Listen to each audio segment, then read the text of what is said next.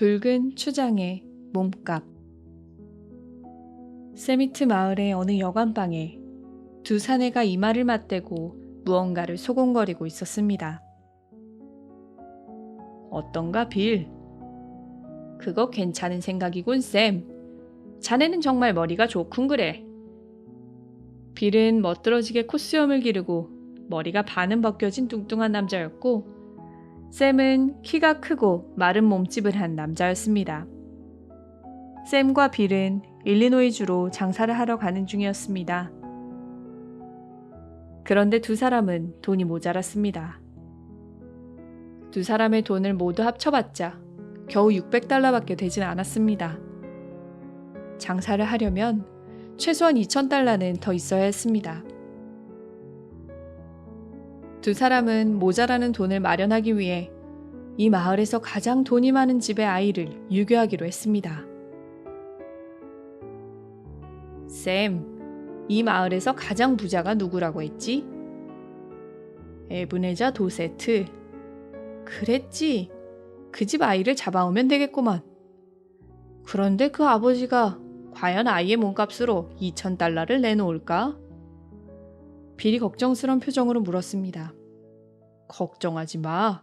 어제 저녁 여관 주인한테 물어보았는데 그 녀석은 정말 구두쇠더라고. 절대로 돈을 그냥 빌려주는 법이 없대. 무엇이든지 값 나가는 물건을 받고 나서야 돈을 빌려준다는군. 그렇게 모은 돈이 어마어마하대. 하지만 빌, 이 세상에서 자기 자식을 귀여워하지 않는 부모가 어디 있겠나. 아무리 지독한 구두쇠라고 해도 자식의 몸값이라면 분명히 내놓을 거야. 샘은 큰 소리를 떵떵 쳤습니다. 세미트에서 조금 떨어진 곳에 숲이 우거진 낮은 산이 하나 있었습니다. 샘과 빌은 산의 뒤쪽에 있는 동굴에 먹을 것과 물을 준비해 두었습니다. 그러고는 마차를 타고 도세트의 집으로 찾아갔습니다. 마침 집 앞마당에서 주인 아들이 놀고 있었습니다. 아이의 얼굴은 주근깨 투성이었으며 머리카락은 빨갰습니다. 네가 존이니? 샘과 빌은 미리 확인해 두었던 아이의 이름을 불러보았습니다. 그러자 사내 아이는 샘과 빌이 있는 쪽으로 고개를 돌렸습니다. 아저씨들이 과자를 사줄게. 함께 마차를 타지 않을래? 정말이에요? 좋아요. 조니는 무척 기뻐하며 두 사람에게도 뛰어갔습니다. 샘과 빌은 조니를 마차에 태우고 말을 달려 동굴로 갔습니다. 그러고 나서 샘은 빌려왔던 말을 돌려주기 위해 마을로 갔습니다. 샘이 마을에서 돌아오자 동굴 입구에 커다란 바위 위에 모닥불이 피어져 있었습니다. 그 옆에는 매의 깃털을 머리에 꽂은 조니가 커피를 끓이고 있는 것을 지켜보고 있었습니다. 샘이 다가가자 조니는 갑자기 막대기로 후려치며 소리를 질렀습니다. 야, 흰둥아, 어디 감히 붉은 추장님의 마을에 인사도 없이 들어오는 거야? 인디언 흉내를 내고 있구나. 샘이 웃고 있을 때 동굴에서 빌이 다리를 절룩거리며 나왔습니다. 샘, 이 꼬마랑 인디언 놀이를 하고 있는 중이야. 아이고, 아파라. 그런데 빌의 얼굴은 온통 상처투성이었습니다. 얼굴은 왜 그런 거야? 이 녀석의 짓이야. 내가 붉은 추장의 포로가 되었다나 뭐라나. 날이 밝으면 내 머리 가죽을 벗겨버릴 거라지 뭐야. 빌은 이맛살을 당기며 투덜댔습니다. 그러나 조니는 무척 즐거워했습니다. 조니는 동굴 속에서 살고 있다는 것이 너무나 즐거운지 자신이 낯선 곳에 잡혀왔다는 사실조차 잊고 있는 듯 했습니다. 조니는 샘에게도 인디언 놀이를 하자고 졸라댔습니다. 너도 이제부터 내 포로야.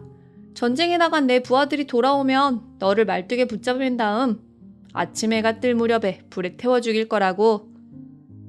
붉은 추장 조니는 위협하던 눈을 부릅뜨고 큰 소리를 쳤습니다. 하지만 조니는 먹을 때만은 어린이다웠습니다. 입속에 음식을 잔뜩 집어넣은 채로 쉴 새 없이 떠들어댔습니다. 아저씨, 이렇게 캠핑을 하게 되다니 꿈만 같아요.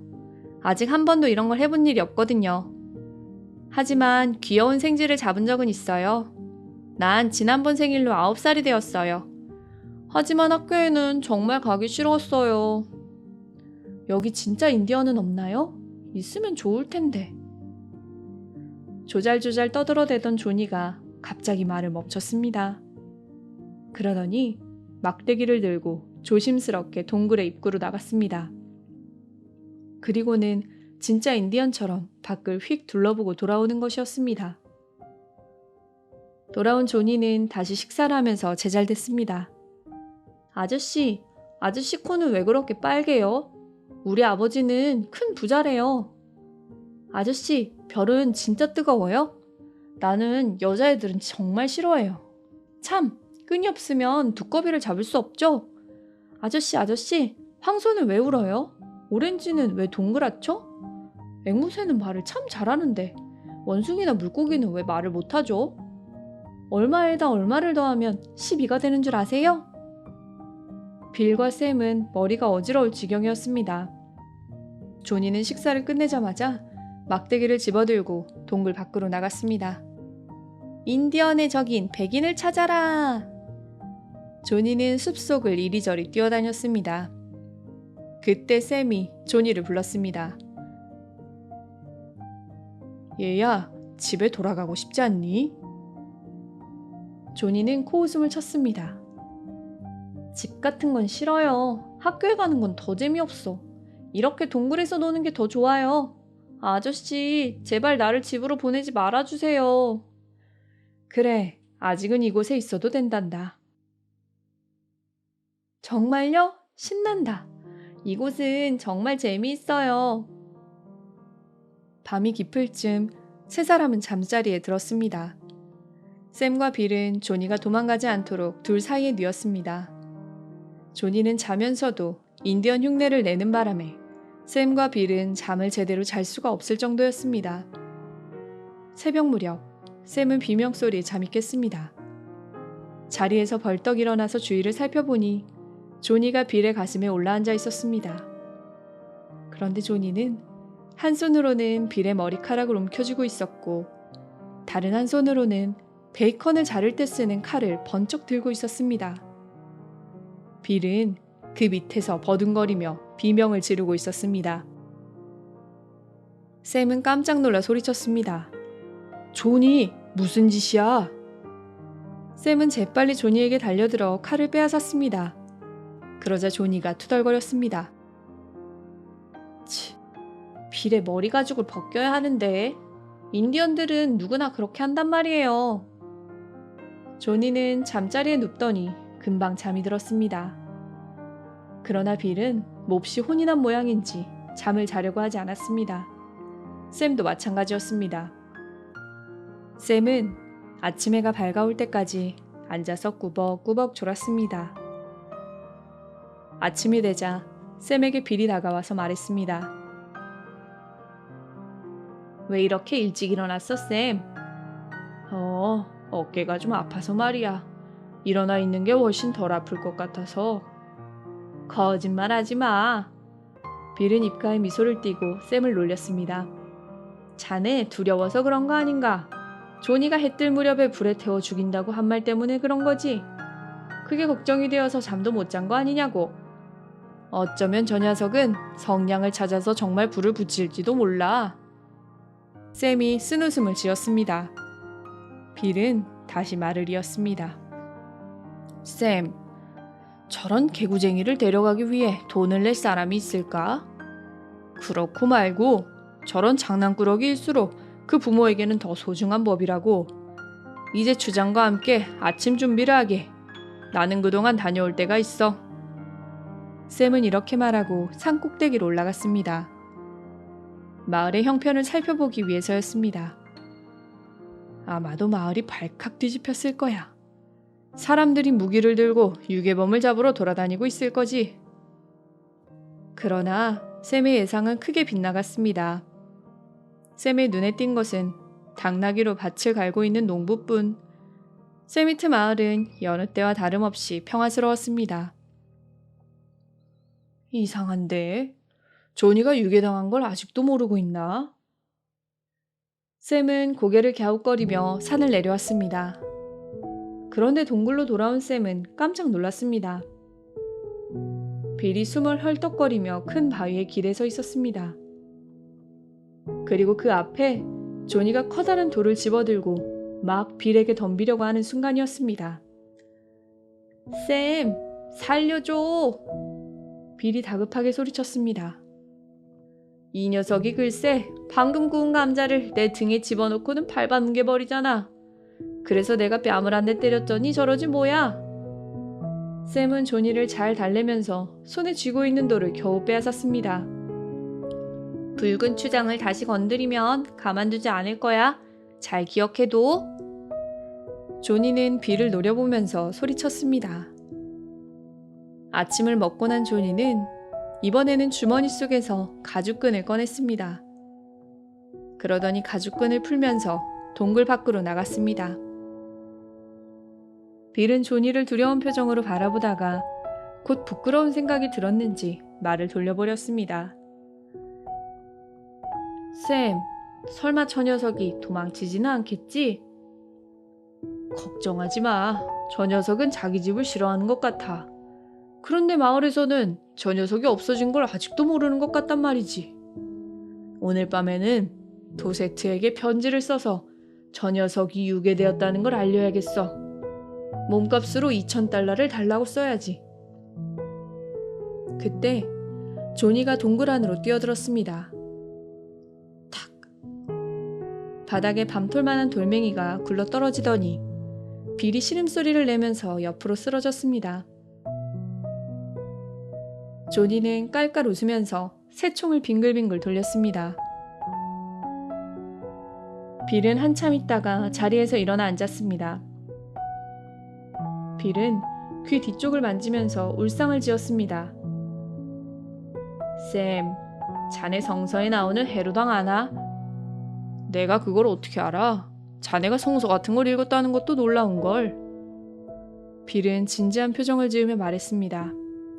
지금 이 순간 내가 가장 좋아하는 사람이 바로 헤로당이야.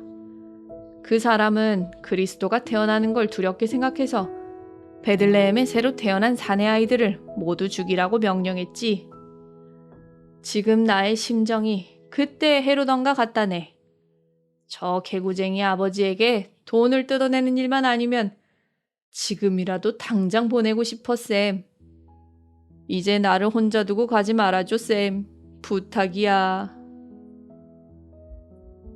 쌤은 동굴 밖으로 뛰어나와 조니를 붙잡고 힘껏 엉덩이를 때렸습니다.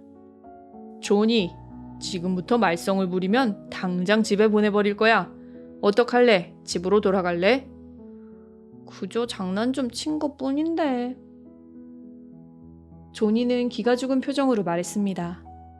아저씨, 빌 아저씨를 다치게 할 생각은 없었어요. 제발 집으로 보낸다는 말은 하지 마세요. 아저씨가 흑이단 놀이를 함께 해주면 얌전히 있을게요. 난 애들이랑 노는 건 질색이야. 빌 아저씨가 너와 놀아줄 거야. 자, 난 볼 일이 있으니 곧 나가봐야 해. 어서 빌 아저씨에게 잘못했다고 사과해라. 샘은 조니와 빌이 서로 화해를 하도록 했습니다.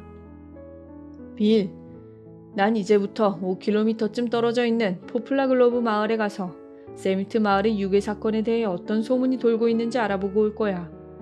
그러고 나서 저 녀석의 아버지에게 편지를 보내야지. 그러니까 자네는 내가 돌아올 때까지 저 녀석과 함께 놀아주고 있으라고. 샘, 나는 아무리 위험한 일도 마다하지 않고 자네가 시키는 대로 했네. 하지만 저 개구쟁이 녀석과 함께 있으라는 말은 제발 하지 마. 저 녀석한테는 도저히 못 당하겠어. 그러니까 제발 빨리 돌아와, 샘. 빌은 샘의 팔에 붙잡고 울상을 지었습니다. 알았네. 아무튼 도세트에게는 편지를 써야 하잖아. 샘과 빌이 속삭이고 있는 동안 조니는 온몸에 담요를 감싸고 동굴 앞을 왔다 갔다 하고 있었습니다. 조니는 붉은 추장이 되어 동굴 입구를 감시하고 있는 것이었습니다. 샘이 편지를 쓰려고 하자 빌이 이렇게 말했습니다. 샘, 가만히 생각해 봤는데 2,000달러의 몸값을 1,500달러로 내리면 어떻겠나? 뭐라고? 빌, 무슨 말을 하는 거야? 자네 언제부터 도세트의 편이 되었어? 응? 그런 게 아니라 사실 이런 생각이 들었어. 저런 주근깨 투성이에다 말썽꾸러기 녀석의 몸값으로 2,000달러를 내려고 하는 건 너무한 것 같아서 말이야. 모자라는 500달러는 내 몫에서 빼도 좋으니까 그렇게 하세. 샘은 빌의 마음을 이해했습니다. 그래서 빌의 의견을 따르기로 했습니다. 샘과 빌이 조니의 아버지에게 쓴 편지의 내용은 이러했습니다. 에브네자 도세트 귀야. 우리들은 세미트 마을에서 멀리 떨어져 있는 곳에서 댁의 아들 조니를 데리고 있습니다. 아무리 유능한 탐정이라도 조니를 찾아낼 수 없을 것입니다. 그러니 헛수고하지 않길 바랍니다. 도세트 씨, 다음과 같은 조건을 들어준다면 조니는 무사히 돌려보내겠습니다.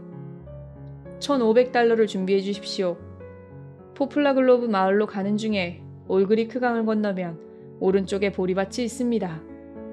그 보리밭 끝에 있는 세 그루의 커다란 나무 밑에 커다란 종이 상자를 가져다 놓겠습니다. 오늘 밤 8시 30분에 그 상자 속에 1,500달러를 넣으십시오. 돈을 넣은 다음에는 곧장 세미트 마을로 돌아가십시오. 만약 경찰에 알리거나 돈을 가져오지 않으면 당신의 귀여운 아들 조니를 더 이상 볼 수 없을 것입니다. 우리가 부탁한 대로 돈이 도착하면 조니를 3시간 이내에 무사히 돌려보내겠습니다. 목숨을 아끼지 않는 두 사람으로부터. 샘은 편지를 다 쓰고 나서 주머니에 넣었습니다. 샘이 동굴 밖으로 나오자 조니가 곁으로 다가왔습니다. 아저씨, 이제 흑이단 놀이를 해도 괜찮죠? 그래. 근데 그건 대체 어떻게 하는 놀이니? 그건 인디언이 습격해오면 내가 흑이단 단장이 되어서 마을까지 알리러 가는 놀이에요. 이제 인디언 놀이는 재미없어. 그래. 빌 아저씨랑 잘 얘기해보거라. 빌은 얼어붙은 표정으로 조니에게 물었습니다. 흑이단 단장, 나는 무슨 역할이지? 아저씨는 말이 되는 거야. 말이 없으면 마을까지 어떻게 연락을 하러 가겠어. 조니는 벌써 흑이단 단장이 된 듯이 몹시 흥분된 표정으로 말했습니다. 샘은 빌에게 조니와 잘 놀아주라고 당부한 후 길을 떠났습니다. 빌은 땅에 엎드려 말 흉내를 냈습니다. 빌의 눈은 사냥꾼에게 쫓기는 토끼처럼 두려워하는 빛으로 가득 찼습니다. 마을까지 150km나 되니까 빨리 달려라. 시간이 없어, 이랴. 조니는 빌의 등에 올라타더니 빌의 옆구리를 발로 힘껏 걷어찼습니다. 그와 동시에 빌의 입에서 아이쿠 하고 신음소리가 흘러나왔습니다. 한편 포플라글로브 마을에 도착한 샘은 우체국으로 가서 편지를 붙였습니다. 그리고 우체국장에게 물었습니다. 지금 붙인 편지는 몇 시쯤 세미트 마을에 도착합니까? 1시간쯤 후에 집배원이 오니까 세미트 마을에는 저녁 때쯤 도착하겠군요. 참, 그런데 세미트 마을은 지금... 우체국장은 갑자기 목소리를 낮추더니 이렇게 덧붙였습니다. 지금 그 마을에서는 큰 소동이 벌어졌어요. 글쎄 가장 돈 많은 부잣집 아들이 유괴를 당했다고 떠들썩하답니다. 예? 아니 어떤 녀석들이 그런 짓을 했대요? 샘은 놀란 척하며 시치미를 떼고 물었습니다. 글쎄요, 난들 알 수 있겠어요. 샘은 자신이 생각했던 대로 일이 척척 진행되자 흐뭇한 미소를 몰래 지었습니다.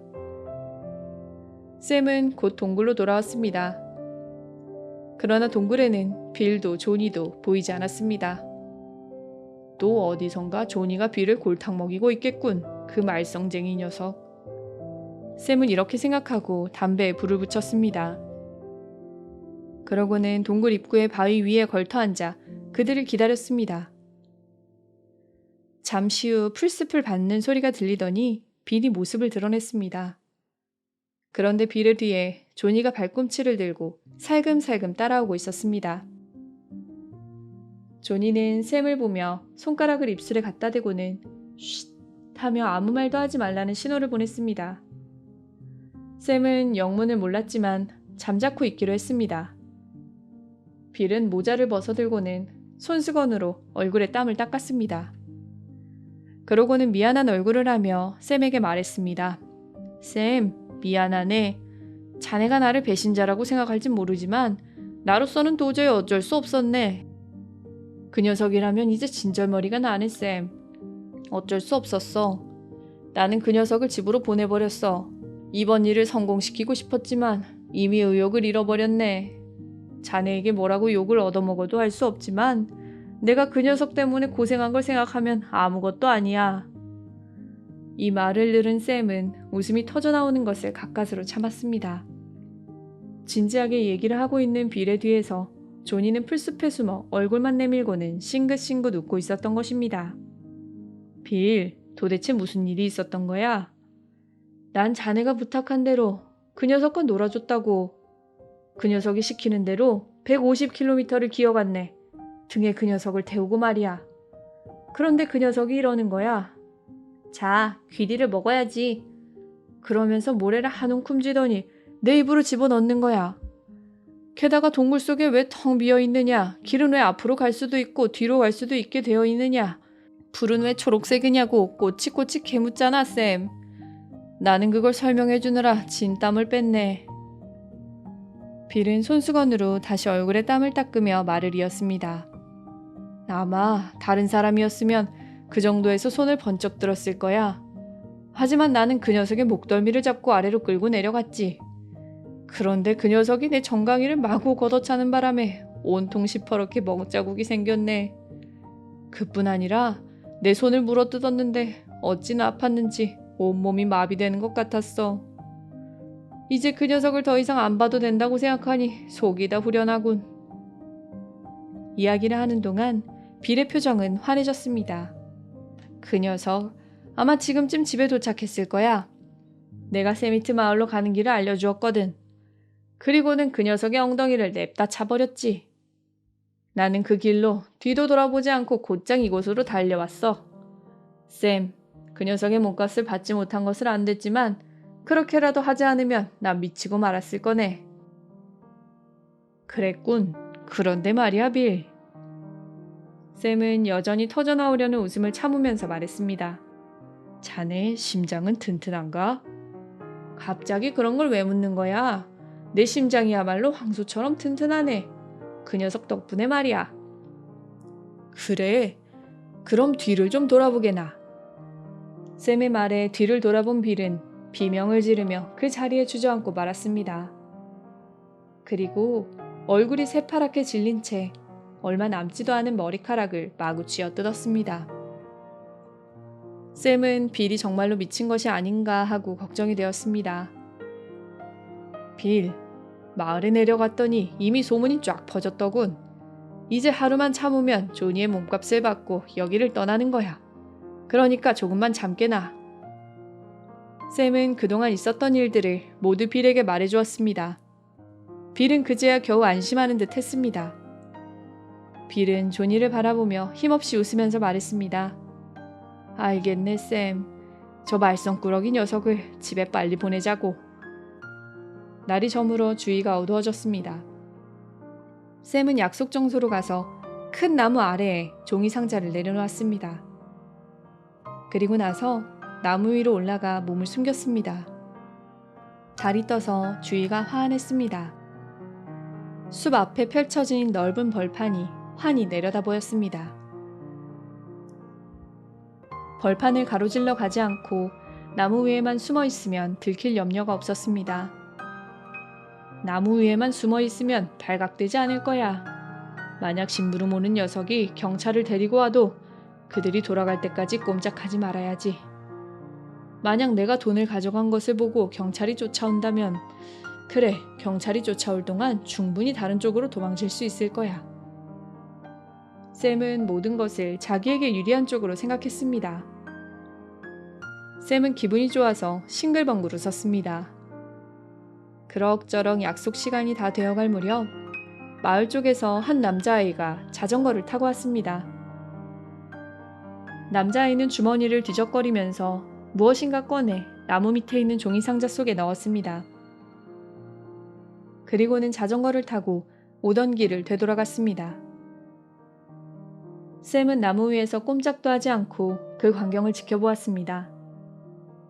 샘은 남자아이가 사라진 뒤에도 한참 동안 나무 위에서 내려오지 않고 주변에 누가 없는지를 살폈습니다. 1시간쯤 흐르자 그제서야 샘은 주위에 아무도 없다는 것을 확인하고는 나무에서 내려왔습니다. 돈을 넣었겠지? 어서 돈을 챙겨가지고 이 마을을 떠나야겠어. 샘은 이렇게 생각하면서 종이 상자 속에 손을 넣어 안에 들어있는 것을 꺼냈습니다. 샘은 잔뜩 실망한 표정으로 상자 속에서 꺼낸 것을 내려다보았습니다. 그것은 돈이 아니라 달랑 편지 한 장이었습니다. 그러나 화를 꾹 참고 편지 내용을 읽어보았습니다.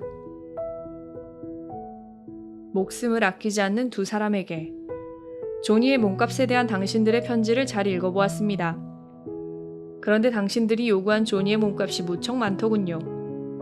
게다가 나는 그 돈을 지불할 마음이 전혀 없다는 것을 알려드립니다. 그 이유는 설명하지 않아도 당신들이 더 잘 알고 있으리라 믿습니다. 나는 당신들에게 최선의 방법 하나를 제시하겠습니다.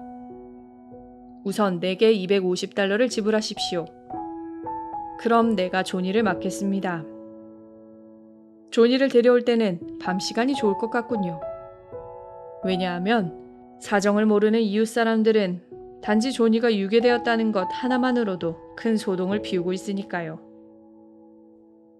만약 이웃 사람들이 당신들을 보면 무슨 짓을 할지 나도 책임을 질 수 없습니다. 그러니 그것을 염두에 두십시오. 에브네자 도세트로부터. 편지를 다 읽고 난 샘은 화를 내며 투덜거렸습니다. 그리고 편지를 들고 동굴을 향해 걸었습니다. 그런데 한참 생각에 잠겨있던 샘은 동굴에 도착할 때쯤 싱긋웃었습니다. 동굴에 도착한 샘은 빌에게 편지를 내밀었습니다. 빌은 샘이 내민 편지를 읽고 나더니 샘에게 호소하는 듯한 목소리로 말했습니다. 샘, 250달러면 우리에게 있지 않아? 난 도세트 씨가 아주 훌륭한 분이라고 생각해. 이 정도에서 우리를 용서해준다니 말이야. 게다가 조니 녀석을 다시 맡겠다고 하지 않나. 그러니까 샘. 빌의 말이 끝나자 샘의 말이 이어갔습니다. 빌, 사실은 이 편지를 읽고 나서 처음에는 몹시 화가 났었네. 일이 어긋나 버렸으니까 말이야. 그런데 이곳으로 걸어오는 동안 차츰 마음이 가라앉더라고. 나쁜 짓을 해서 돈을 버는 것은 해선 안 될 짓이야. 차라리 잘된 일이지. 우리가 그동안 너무 잘못 생각하고 있었던 것 같아. 그리고 빌, 자네 심정도 충분히 이해하네. 샘과 빌은 서로 마주보고 웃었습니다. 그날 밤 샘은 조니에게 이렇게 말했습니다. 조니, 너희 아버지가 은빛 나는 총과 사슴 가죽으로 만든 구두를 사놓고 기다리신단다. 곰 사냥에 너를 데려가기 위해서 말이야. 정말이에요? 아빠가요? 조니는 믿어지지 않는 듯한 눈빛으로 샘과 빌을 번갈아 쳐다보았습니다. 샘과 빌은 조니가 가지 않겠다고 할까봐 가슴이 조마조마했습니다. 그러나 샘은 시치미를 뚝 떼고 조니에게 열심히 이야기를 해주었습니다.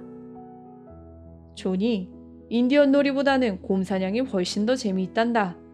은빛 총을 한번 만져보고 싶지 않니? 우와, 정말 멋져요. 조니는 눈을 반짝반짝 빛냈습니다. 좋아요. 집에 가겠어요. 그런데 언제 가요? 조니는 큰 결심이나 한 듯이 잔뜩 힘을 주고 샘에게 물었습니다. 지금 당장.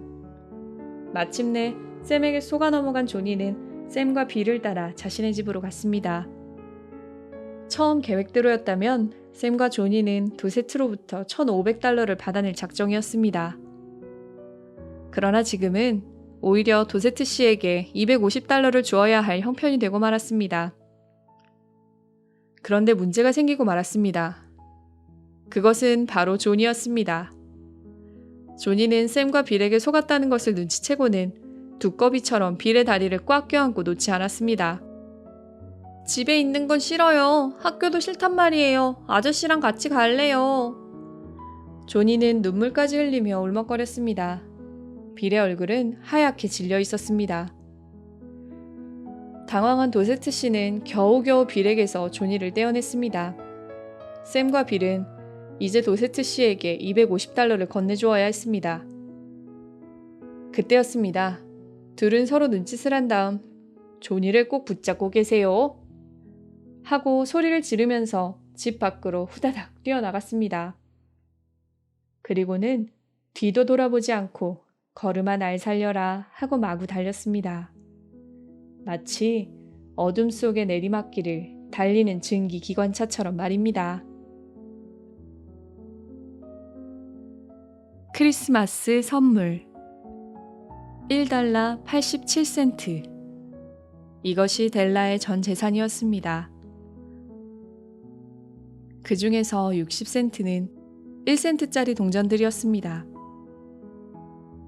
이 동전들은 델라가 야채나 생선을 살 때마다 창피함을 무릅쓰고 한 푼 두 푼 깎아 모은 것이었습니다.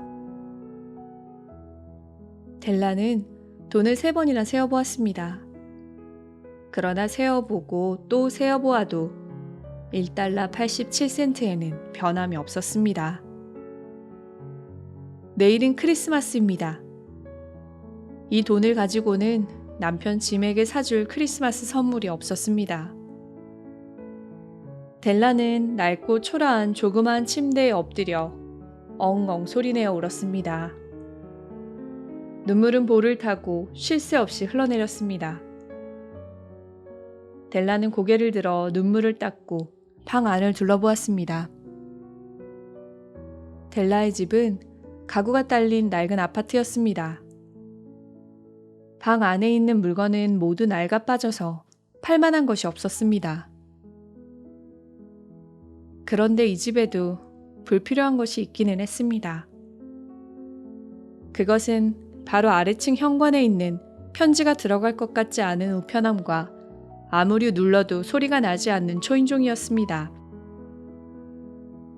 초인종 옆에는 제임스 딜링엄 영이라고 쓰인 문패가 달려 있었습니다. 이 문패는 짐이 돈을 잘 벌었을 때 단 것이었습니다. 그러나 요즘처럼 돈을 벌지 못할 때는 전혀 어울리지 않는 것이었습니다. 그래서 그런지 문패에 쓰여 있는 글자까지 초라해 보였습니다. 델라와 짐은 친척도 없었지만 아는 사람도 그다지 많지 않았습니다. 게다가 그들이 아는 사람들은 모두 가까이 살고 있었습니다. 아는 사람을 만나러 가려면 그냥 길만 건너면 되었습니다. 그래서 우편함에 편지가 들어있는 일은 거의 없었습니다. 델라는 침대에서 일어났습니다. 그러고 나서 한 마리가 뒷마당의 울타리 위를 걸어가는 모습을 멍하니 바라보았습니다. 내일이 크리스마스인데 짐에게 선물을 사줄 돈이 달랑 $1 87센트라니. 짐은 일주일에 $20를 벌었습니다. 하지만 그 돈은 생활비로 턱없이 부족했습니다. 나가는 돈은 언제나 버는 것보다 더 많았습니다. 이런 형편에 델라가 1센트, 1센트씩 아껴서 모은 돈이 $1 87센트였습니다. 델라는 짐에게 어떤 멋진 선물을 사줄까 하고 많이 생각했습니다. 짐에게 줄 선물로 뭐가 적당할까? 뭔가 멋지고 훌륭한 물건이 없을까? 짐이 자랑스러워할 수 있는 그런 선물. 그러나 지금 델라가 모은 돈으로는 짐에게 사줄 만한 것이 아무것도 없었습니다. 방 안의 창문과 창문 사이에는 벽거울이 달려 있었습니다. 일주일에 $8짜리 아파트에서 흔히 볼 수 있는 그런 거울이었습니다. 이 거울은 멀리서 보면 사람이 울퉁불퉁하게 보이기 때문에 최대한 가까이 가서 보아야 합니다. 델라는 갑자기 창문에서 몸을 돌려 거울 앞으로 가까이 다가갔습니다. 그리고 재빨리 머리채를 풀어 길게 늘어뜨렸습니다. 제임스 달링엄 영 부부에게는 몹시 자랑스럽게 생각하는 것이 두 가지 있었습니다. 하나는 지미 할아버지 때부터 물려받은 금식이었습니다. 그리고 다른 하나는 델라의 긴 머리였습니다. 델라의 머리채는 갈색의 폭포수가 떨어지듯 물결치고 반짝거렸습니다. 그리고 마치 옷을 입은 것처럼 무릎 아래까지 드리워졌습니다. 델라는 풀었던 머리를 재빠르게 감아 올리더니 낡은 갈색 모자를 썼습니다. 그리고 낡은 재킷을 걸쳐 입고 총총히 층계를 내려와 거리로 나섰습니다. 그녀의 눈에는 눈물방울이 반짝거리고 있었습니다. 거리는 크리스마스를 앞두고 사람들로 붐볐습니다. 모두 선물과 맛있는 음식을 사러 나온 사람들이었습니다. 그래서 그런지 거리의 분위기가 조금 들떠있는 것 같았습니다. 그러나 델라의 마음은 몹시 어두웠습니다. 부지런히 걷던 델라의 발이 멈춘 곳은 마담 소프로니 상회, 각종 머리 장식용 취급이라는 간판이 걸려있는 가게 앞이었습니다. 델라는 단숨에 층계 위를 뛰어 올라갔습니다. 그리고 숨을 크게 몰아쉰 다음 천천히 문을 열고 가게 안으로 들어갔습니다. 그곳에는 몸집이 무척 크고 살결이 하얀 여주인이 있었습니다. 제 머리를 사지 않으시겠어요? 델라가 물었습니다. 먼저 모자를 벗고 머리를 한번 보여주세요. 델라가 모자를 벗자 갈색 머리카락이 폭포수처럼 아래로 흘러내렸습니다. 여주인은 입가에 미소를 띠고 말했습니다. 20달러면 어때요? 네, 좋아요. 델라는 머리를 잘라서 팔았습니다. 그러고 나서 델라는 짐의 선물을 사기 위해 가게를 샅샅이 뒤지고 다녔습니다. 놀랍게도 그녀는 어깨에 장밋빛 날개가 돋아난 것 같은 기분이 들었습니다. 이제는 델라의 마음도 거리에 들뜬 분위기처럼 들떴습니다. 거의 2시간가량이나 델라는 거리를 헤매고 다녔습니다. 짐에게 줄 적당한 선물을 구하기 위해서였습니다. 마침내 그녀는 시계를 파는 상점의 진열장 앞에서 발을 멈추었습니다. 델라는 속으로 탄성을 질렀습니다. 와, 정말 멋져. 델라의 눈에 띈 것은 백금으로 만든 시계줄이었습니다. 백금으로 만들어진 시계줄은 지저분한 무늬 대신 간결하고 고상한 무늬가 새겨져 있어 무척 품위가 있어 보였습니다. 그 시계줄은 짐이 가지고 있는 시계와 무척 잘 어울릴 것 같았습니다. 델라는 상점 안으로 들어가서 21달러를 주고 시계줄을 샀습니다. 이제 델라의 손에 남은 돈은 87센트밖에 없었습니다. 델라는 황급히 발걸음을 재촉하여 집으로 돌아왔습니다. 그녀는 뿌듯함으로 가득 차 있었습니다. 이 시계줄을 금시계에 달아주면 짐이 무척 기뻐할 거야. 이제 누구 앞에서도 떳떳하게 시계를 꺼내볼 수 있겠지? 그동안 짐은 낡은 가죽끈을 시계줄로 대신 사용하고 있었습니다. 그래서 종종 사람들과 있으면 몰래 시계를 꺼내보곤 했습니다. 그러나 집에 돌아와 문을 열고 안으로 들어선 순간 델라는 정신이 번쩍 들었습니다. 거울 앞에 선 델라는 자신의 모습을 유심히 보았습니다. 짧은 고스머리를 한 거울 속의 모습은 마치 개구쟁이 학생 같았습니다. 이 모습을 보면 짐이 뭐라고 할까? 델라는 중얼거렸습니다. 하지만 어쩔 수 없어. 1달러 87센트로는 아무것도 살 수 없는걸. 델라는 짧은 머리를 부지런히 손질하고는 저녁 준비를 했습니다. 커피를 끓이고 스토브 위에 프라이팬을 얹고 요리할 준비를 모두 끝냈습니다. 짐은 늦게 돌아온 적이 한 번도 없었습니다. 7시가 되자 층계의 계단을 올라오는 구둣발 소리가 들려왔습니다. 델라의 얼굴은 백지창처럼 하얗게 변했습니다. 델라는 시계줄을 쥐고 있는 손에 힘을 잔뜩 주며 작은 소리로 기도를 했습니다. 하느님, 남편이 제가 예전과 다름없이 예쁘다고 생각하게 해주세요. 문이 열리더니 짐이 들어왔습니다. 짐의 얼굴은 야위기는 했지만 아주 성실해 보였습니다. 그는 이제 겨우 22살이었지만 무거운 짐을 지고 있는 사람처럼 몹시 지쳐 보였습니다.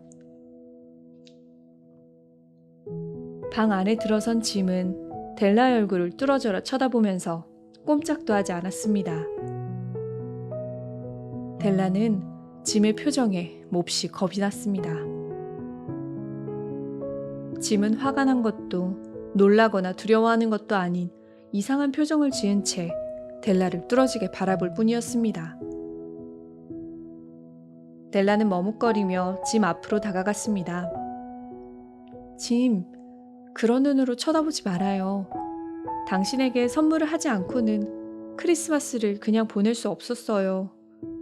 그래서 머리를 잘라 팔았어요. 머리는 빨리 자라요.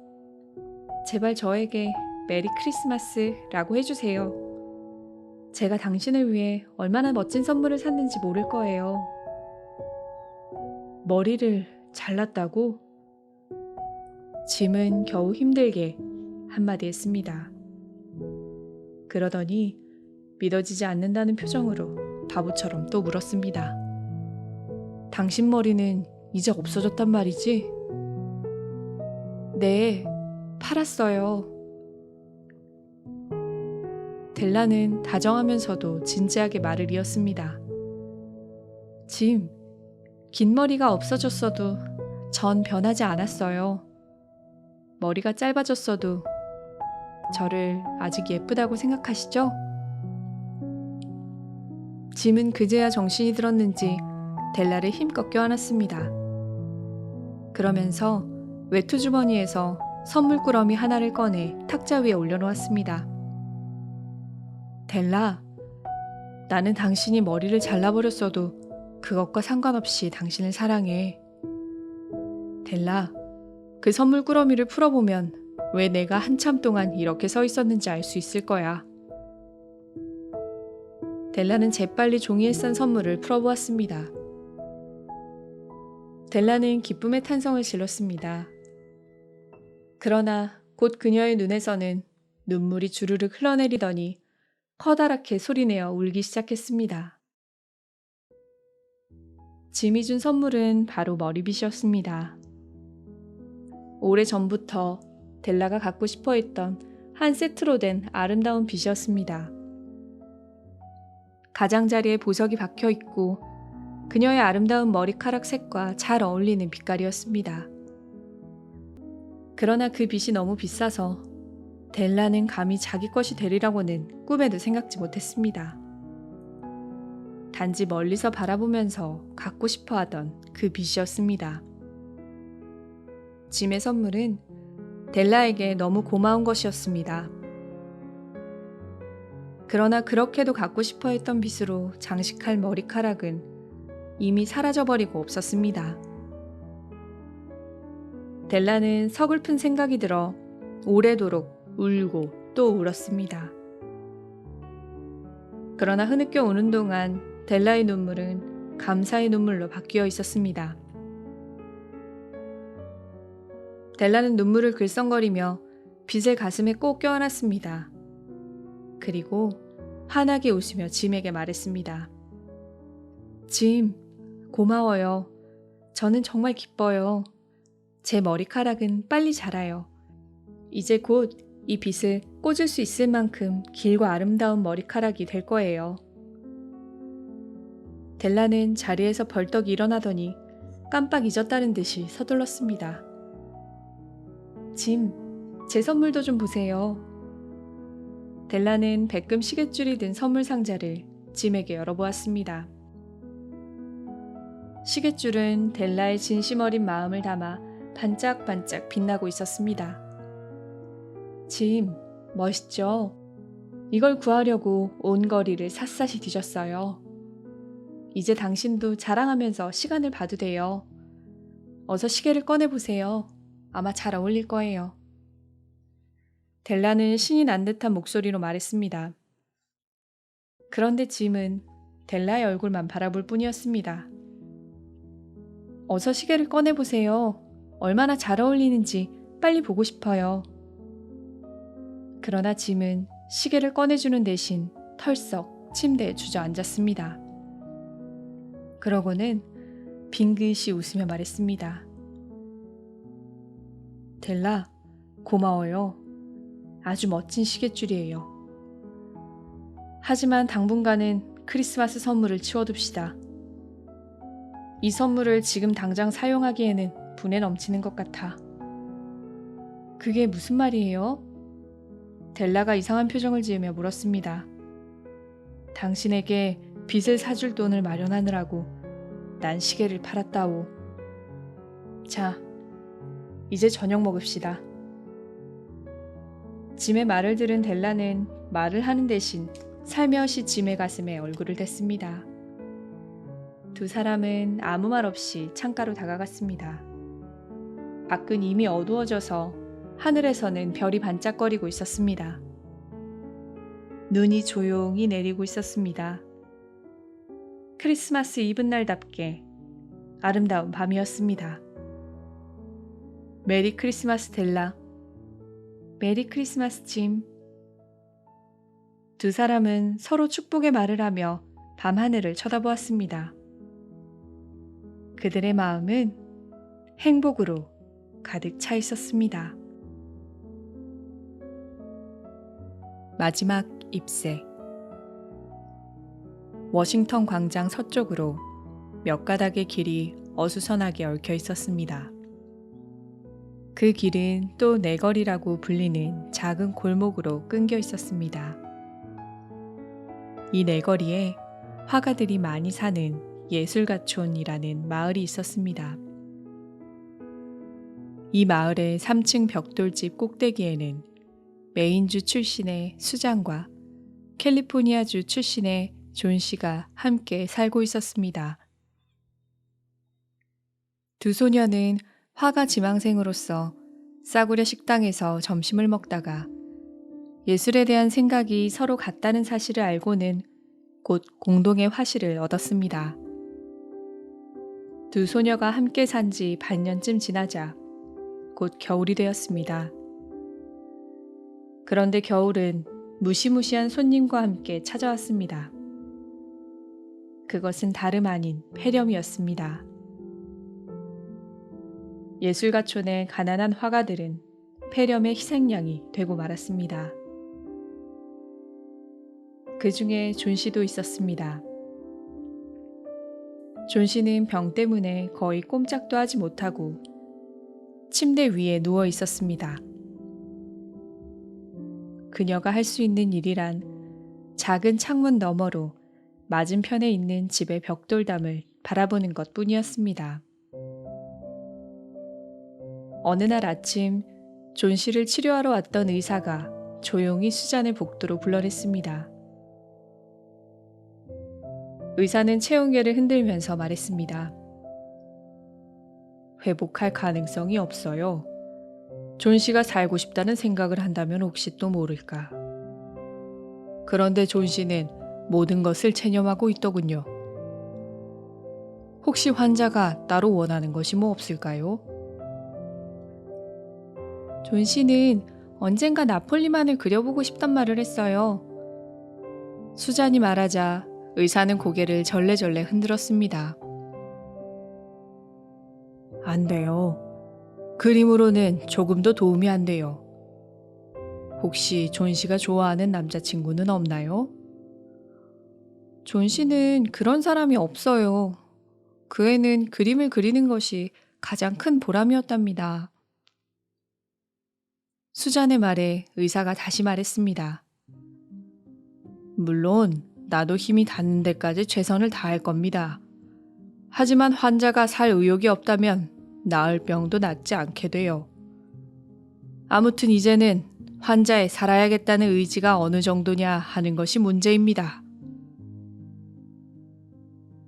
의사가 돌아가자 수잔은 화실에서 한없이 눈물을 흘렸습니다. 그러나 곧 눈물을 닦고 밝은 얼굴을 한 채 화판을 들고 존 씨의 방으로 들어갔습니다.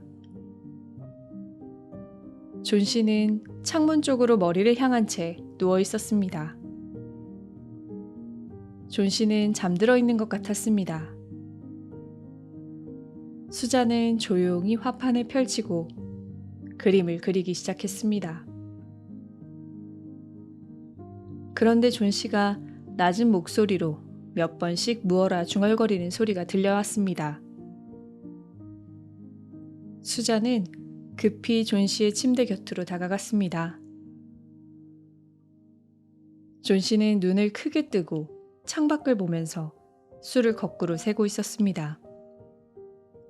12, 그리고 조금 있다가 11, 10, 9,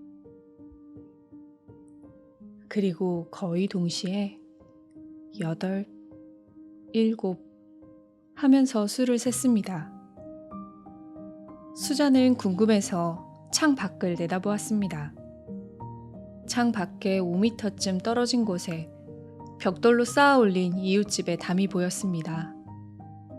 그 벽돌담에는 아주 오래된 담쟁이 덩굴이 중간쯤까지 기어 올라가 있었습니다. 늙은 담쟁이 덩굴의 잎은 겨울바람이 불 때마다 우수수 떨어지고 있었습니다. 존 씨, 뭘 세고 있는 거야? 수잔이 조용히 물었습니다. 6. 존 씨는 속삭이듯 말했습니다. 점점 빨리 떨어지고 있어. 3일 전에는 거의 100개쯤 있었어.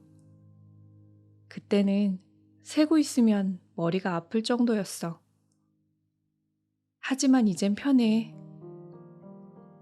또 하나가 떨어졌다. 이제 5개밖에 안 남았어. 뭐가 5개라는 거야, 존 씨? 잎이야. 담쟁이 덩굴에 붙어있는 잎말이야. 마지막 한 잎이 떨어지면 나도 죽을 거야. 사흘 전부터 알고 있었어. 의사 선생님도 그러시지? 무슨 말이야? 수잔은 당황했지만 침착하게 말했습니다. 담쟁이 덩굴 잎 따위랑 네 병이 무슨 상관 있겠니? 그러니 그런 바보 같은 소리는 관둬. 오늘 아침 의사 선생님이 그러시는데 그러니까 네가 회복될 가능성은 배고프지 않아? 수프를 끓여줄게. 그리고 그립을 팔면 포도주를 사다 줄게. 수잔, 포도주는 안 사와도 돼. 또 한 잎이 떨어졌어. 그리고 수프도 필요 없어. 이제 남은 거라고는 내 잎뿐이야. 더 어두워지기 전에 마지막 한 잎이 떨어지는 걸 봐야 할 텐데. 그럼 나도 하느님 앞으로 가는 거야. 수잔, 이제 기다리는 것도 지쳤어. 저 가엾고 지쳐버린 나뭇잎처럼 떨어져 가고 싶어. 이 말을 듣고 있던 수잔은 얼른 창문에 커튼을 쳤습니다. 그리고 일부러 신경질적인 목소리로 말했습니다. 존 씨, 괜한 생각 말고 이제 좀 자도록 해. 난 베르만 노인에게 내 그림의 모델이 되어달라고 부탁을 하고 올게. 금방 올 테니까 올 때까지 움직이지 말고 그대로 있어. 수잔은 일부러 발소리를 거칠게 내며 아래층으로 내려갔습니다. 베르만 노인은 같은 건물의 아래층에 살고 있는 화가였습니다. 그는 나이가 60세가 넘었지만 아직까지 그림다운 그림을 그리지 못하고 있었습니다. 지난 40년 동안 늘 걸작을 그리겠다고 말하고 있지만 아직 손도 대지 못하고 있었습니다. 그는 몇 년 동안 고작 상업용이나 광고용의 엉터리 그림만 그렸습니다. 그리고 부업으로 진짜 모델을 데려올 돈이 없는 젊은 화가들을 위해 모델이 되어주고는 얼마 안 되는 모델료를 받아 겨우겨우 생활하고 있었습니다. 그는 술을 많이 마시는 주정뱅이이기도 합니다. 그리고 아직까지도 자기가 걸작을 그릴 것이라며 장담을 하고 나는 고집쟁이이기도 했습니다. 수잔이 아래층으로 내려가자 베르만 노인이 어두컴컴한 방에서 술 냄새를 잔뜩 풍기고 있었습니다. 방 한쪽 구석에는 아무것도 그려져 있지 않은 캔버스가 세워져 있었습니다. 이 캔버스는 오랜 세월 동안 걸작이 그려지기를 기다리고 있는 듯 했습니다. 수잔을 보자 베르만 노인은 존 씨의 안부를 물었습니다. 존 씨는 좀 어때? 그러자 수잔은 왈칵 울음을 터뜨렸습니다. 지금까지 참고 있던 눈물이 터져나온 것이었습니다. 존 씨는 더 이상 사는 것을 포기한 것 같아요. 의사 선생님도 가망이 없다고 말씀하셨어요. 글쎄 존 씨는 떨어지는 담쟁이 덩굴 잎에 술을 세면서 마지막 잎이 떨어지면 자기도 하느님 곁으로 가겠다지 뭐예요. 이러다가 존 씨가 정말로 나뭇잎처럼 헐헐 날아가 버리는 게 아닌지 모르겠어요. 뭐라고? 노인은 술에 취해 충혈된 눈에 눈물을 글썽거리며 소리쳤습니다. 그따위 말라 비틀어진 담쟁이 덩굴 잎이 떨어지면 자기도 죽는다니 그런 터무니없는 말이 어디 있어? 나는 여지껏 그런 얘기를 들어본 적이 없어. 얼마나 아프면 그런 소리를 하는 거야. 노인은 무척 슬퍼했습니다. 병이 심해지니까 마음까지 약해졌나 봐요. 열도 무척 높아요. 그래서 그런지 이상한 생각만 자꾸 하고. 수잔은 울면서 말했습니다. 이야기를 나누던 수잔과 베르만 노인은 함께 3층으로 올라갔습니다. 존 씨는 자고 있었습니다. 수잔은 창가로 다가가 조용히 커튼을 젖혔습니다. 밖에는 부슬부슬 비가 내리고 있었습니다. 수잔은 두려운 마음으로 담쟁이 덩굴을 바라보았습니다. 담쟁이 덩굴에는 아직 3개의 잎이 붙어 있었습니다. 수잔과 베르만 노인은 순간 말없이 서로의 얼굴을 마주 보았습니다. 그리고 잠시 후 수잔과 베르만 노인은 옆방에 있는 아틀리에로 들어갔습니다. 베르만 노인은 푸른색 낡은 셔츠를 입고 수잔의 모델이 되어주었습니다.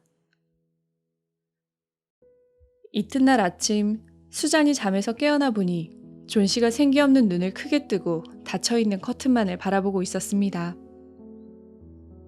커튼을 젖혀줘 수잔, 밖을 보고 싶어. 존 씨가 속삭이듯 작은 목소리로 말했습니다. 수잔은 커튼을 젖히는 것이 두려워 망설였습니다. 지난밤에 비바람이 몹시 세차게 불었기 때문에 이제 담쟁이 덩굴의 잎은 하나도 남아있지 않을 것이 분명했던 것입니다. 그러나 커튼을 젖히지 않으면 존 씨는 자신의 생각이 맞다고 생각할 것이 틀림없었습니다. 수잔은 떨리는 손으로 커튼을 젖혔습니다. 그런데 이게 어떻게 된 일일까요? 벽돌담 위에는 아직도 담쟁이 덩굴 잎 한 장이 달라붙어 있었습니다. 그것은 줄기에 붙어있는 마지막 한 잎이었습니다.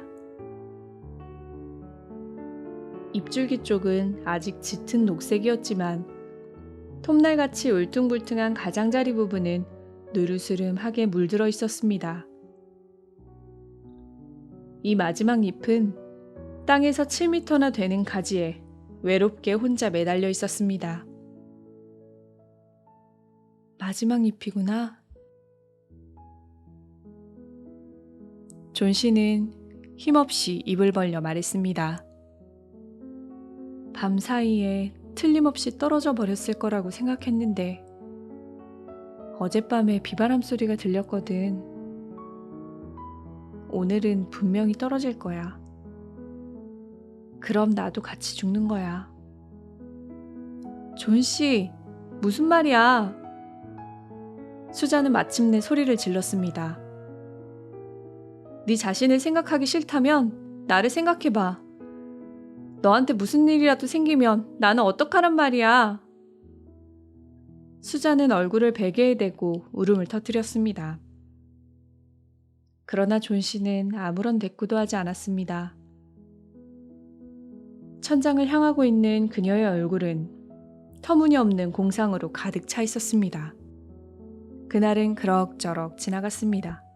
날이 저물어 저녁때가 되었습니다. 그러나 외톨이 담쟁이 덩굴 잎은 벽 돌담 위에 그대로 매달려 있었습니다. 이윽고 밤이 되자 세찬 바람이 불어왔습니다. 빗방울도 후두둑 떨어지더니 창문을 두드렸습니다. 처마 끝에서는 물방울이 주룩주룩 떨어져 내렸습니다.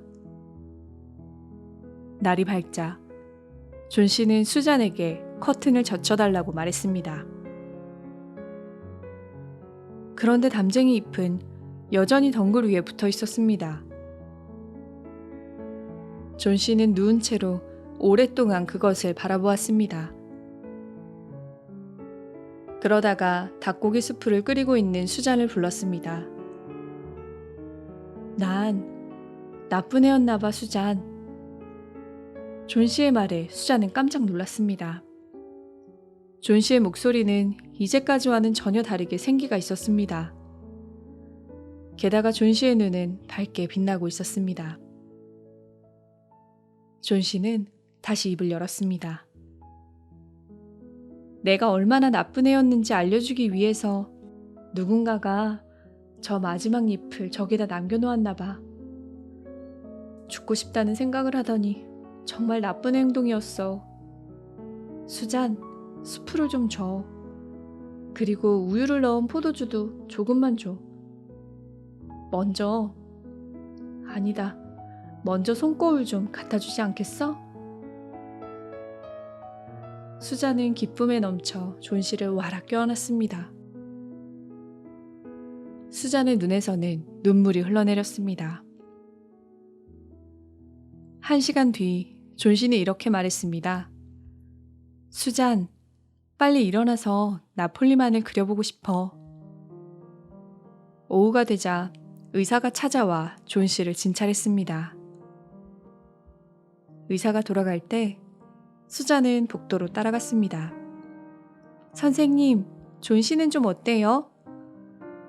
의사는 수잔의 떨고 있는 가냘픈 손을 잡고 말했습니다. 글쎄요, 반반이라고 할 수 있어요. 간호만 잘해준다면 이젠 문제 없을 것 같기도 합니다. 나는 지금 아래층에 있는 또 다른 환자를 보러 가야 해요. 베르만 씨라는 노인인데 폐렴에 걸렸어요. 나이가 많아 몸도 쇠약한데 너무 무리를 했더군요. 그 다음 날 의사는 존 씨를 다시 진찰했습니다. 그리고 수잔에게 말했습니다. 이제 위험한 고비는 넘겼군요. 당신의 정성스러운 간호 덕분이에요. 이제 남은 일은 영양 섭취를 잘 하는 것입니다. 그날 오후 침대에 기대 앉아 만족스러운 표정으로 열심히 뜨개질을 하고 있는 존 씨 곁으로 수잔이 다가왔습니다. 존 씨, 잠깐 할 얘기가 있어. 수잔은 존 씨를 껴안고 조용히 이야기를 시작했습니다. 오늘 베르만 씨가 병원에서 돌아가셨대. 이틀 동안 앓다가 말이야. 병에 걸린 그날 아침 관리인이 그 방에 들어갔더니 베르만 씨가 구두도 옷도 흠뻑 젖은 채로 혼자 쓰러져 있더래. 그런데 비가 그렇게 쏟아지는 밤에 어디를 다녀온 건지 아무도 몰랐대. 그리고 그의 옆에는 불이 켜져 있는 등과 사닥다리가 있었다지 뭐니. 그뿐 아니라 붓 몇 자루와 초록색과 노란색 물감이 풀어진 팔레트가 흩어져 있었대. 존 씨, 잠깐 창 밖을 내다봐. 저 벽 위에 매달려 있는 마지막 담쟁이 덩굴의 잎을 봐. 바람이 불어도 조금도 움직이지도 흔들리지도 않는 게 이상하지 않니? 존 씨, 저것은 베르만 씨의 걸작이야. 마지막 잎이 떨어졌을 때 그분이 저기에 대신 그려놓은 거지. 늘 입버릇처럼 그리겠다고 한 걸작을 너를 위해 저 담에 그리신 거야. 수잔의 말이 끝나자 존 씨의 눈에서 눈물이 주르륵 흘러내렸습니다. 수잔도 눈물을 흘리며 존 씨의 손을 꼭 잡아주었습니다.